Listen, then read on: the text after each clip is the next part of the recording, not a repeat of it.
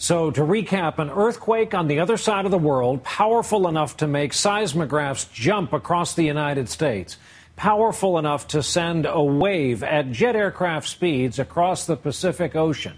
We now want to take a look at the dynamic that creates that kind of energy. We have an explainer tonight from NBC's Tom Costello in Washington. Tom, good evening.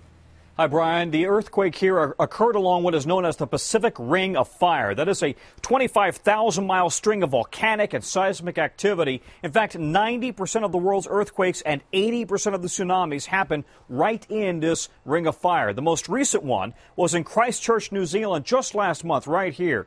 Now, Japan sits to the north of that, of course, but it's at an intersection of three tectonic plates. You have the Philippine Plate, the Pacific Plate, and also the Eurasian Plate.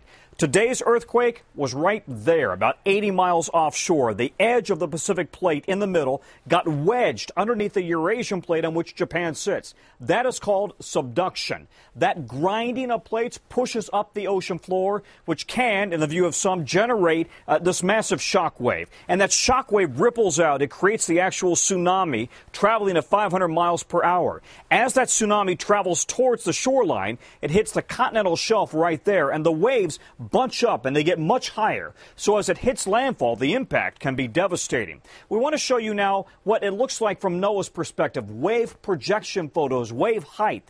The black area right here off the coast of Japan, that is where the waves were the highest, 30 feet. The tsunami then travels to the east. Hawaii, about 3,800 miles away. You can see there that the waves were about 7 to 8 feet high, minimal damage. And then the waves continued on to the east and, of course, hitting the Pacific coast.